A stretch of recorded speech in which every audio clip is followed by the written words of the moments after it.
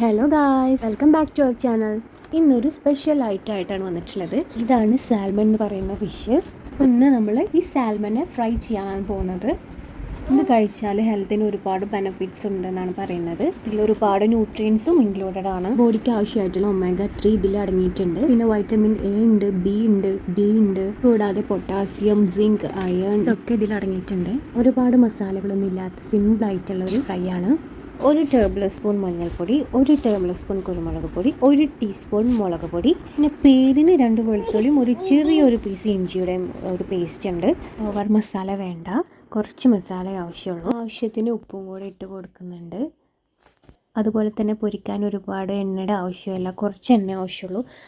നമ്മൾ പൊരിച്ചുകൊണ്ടിരിക്കുമ്പോൾ തന്നെ അതിൻ്റെ ഓയിൽ അതിൽ നിന്ന് ഇറങ്ങി വരും. മസാല തേച്ച് കഴിഞ്ഞാൽ ഒരു 10 മിനിറ്റ് നമുക്കത് മാറ്റി വെക്കാം. പിന്നെ ഒരു ഫ്രൈ പാൻ എടുക്കുക, അതിൽ വെളിച്ചെണ്ണ ഒഴിക്കുക. ഞാൻ ഇവിടെ വെളിച്ചെണ്ണയാണ് യൂസ് ചെയ്യുന്നത്. എന്നിട്ട് നമ്മൾ ഈ മാരിനേറ്റ് ചെയ്ത് വെച്ച് നമ്മുടെ ഫിഷൊക്കെ അതിലിട്ടിട്ട് പൊരിച്ചെടുക്കുക. ഞാൻ വളരെ കുറച്ച് വെളിച്ചെണ്ണ മാത്രമേ ഫസ്റ്റ് ഒഴിച്ചിട്ടുണ്ടായിരുന്നുള്ളൂ. പിന്നെ ഒന്ന് ചൂടായി വരുമ്പോൾ മീനിൽ നിന്ന് തന്നെ അതിൻ്റെ എണ്ണ അങ്ങനെ താഴത്തേക്ക് ഇങ്ങനെ വരും. അപ്പോൾ അത് പൊരിക്കാനുള്ള ആവശ്യത്തിനുള്ള എണ്ണ സാൽമണിൽ നിന്ന് തന്നെ നമുക്ക് കിട്ടും. കൂടുതൽ മസാലകൾ ഇട്ട് ആരും ഓവറാക്കി ചളമാക്കരുത്. ഇപ്പോൾ കണ്ടില്ലേ, ഒരുപാട് എണ്ണ അതിൽ നിന്ന് ഇറങ്ങി വന്നിട്ടുണ്ട്, ഓയിൽ ഇറങ്ങി വന്നിട്ടുണ്ട്.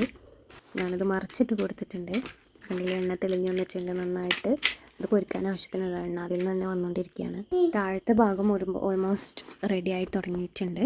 അപ്പോൾ അത് നമ്മൾ ടേസ്റ്റി സാൽമൺ ഫ്രൈ ഇവിടെ റെഡി ആയിട്ടുണ്ട്. നല്ല ടേസ്റ്റാണ് കഴിക്കുമ്പോൾ ലാസ്റ്റ് ഒരു ലെമൺ സ്ക്വീസ് ചെയ്തിട്ട് ഒഴിച്ചാൽ ടേസ്റ്റ് ഒന്നും കൂടെ കൂടും. അപ്പോൾ സാൽമൺ കിട്ടുമ്പോഴൊക്കെ എല്ലാവരും ഇതുപോലെ ചെയ്ത് നോക്കുക. ചാനൽ സപ്പോർട്ട് ചെയ്യുക, സബ്സ്ക്രൈബ് ചെയ്യാത്തവർ സബ്സ്ക്രൈബ് ചെയ്യുക. അപ്പോൾ ഓക്കെ, ബൈ.